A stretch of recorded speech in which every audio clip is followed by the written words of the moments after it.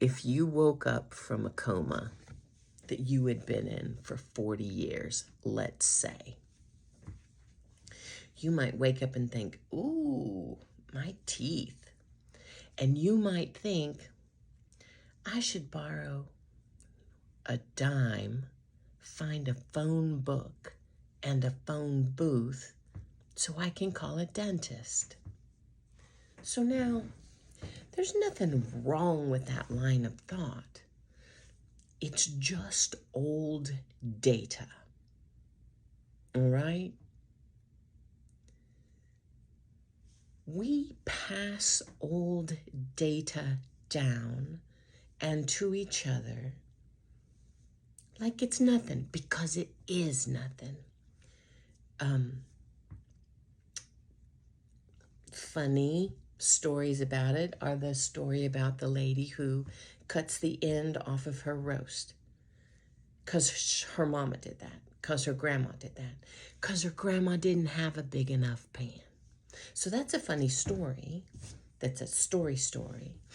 But also, Nicholas, who was a czar, there was a guard that stood on his property. And it seemed like that guard was just standing in a random spot. And when he asked, why is that guard there? He was told, it's part of the work orders. That guard stands there. So when they dig into it, a couple hundred years before, there was a rose bush there that the queen was tired of people trampling on. So she had a guard stand there.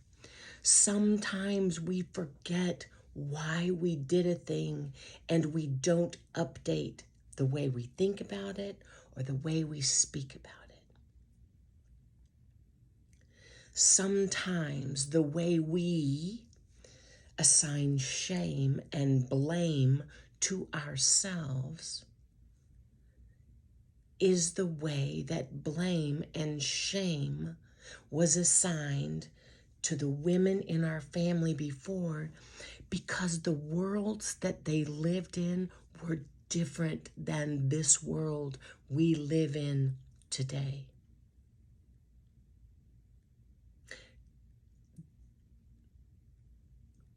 We keep recreating the past, and even like saying COVID, people are like, well, I hope it gets back to normal. But normal wasn't working for us. It just is what we were used to. So, specifically, if you are a person who's proud of, yeah, I did this and I did this, I accomplished this, or maybe I got this promotion at my job, or I got this, and then the older ladies in the family will say, I know, but are you married yet? Do you have children? And it feels tight and hurtful. But that, once upon a time, the best a woman could do was marry well. And so, in the tradition of loving your female people in your family, you used your words, and the quickest tools we ever have is going to be shame and blame to manipulate people.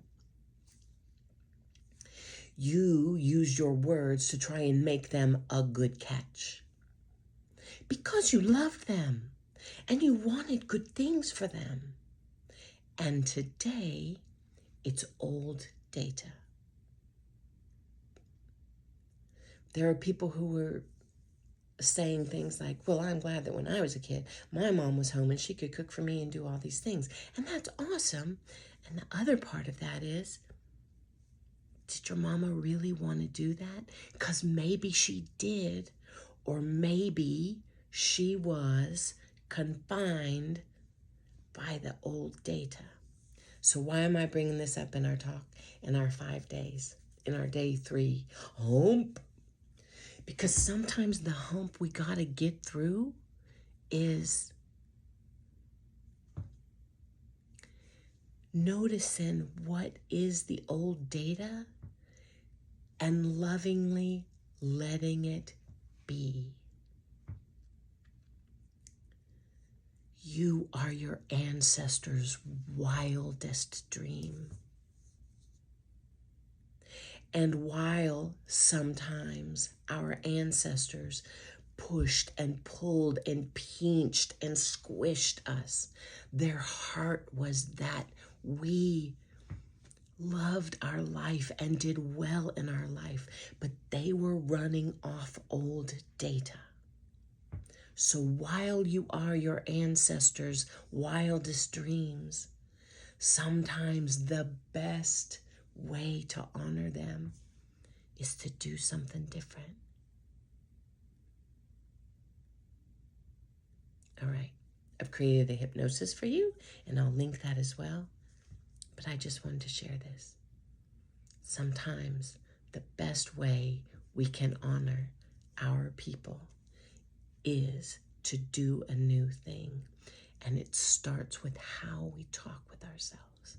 Can we see ourselves even in our deepest mess with kind eyes?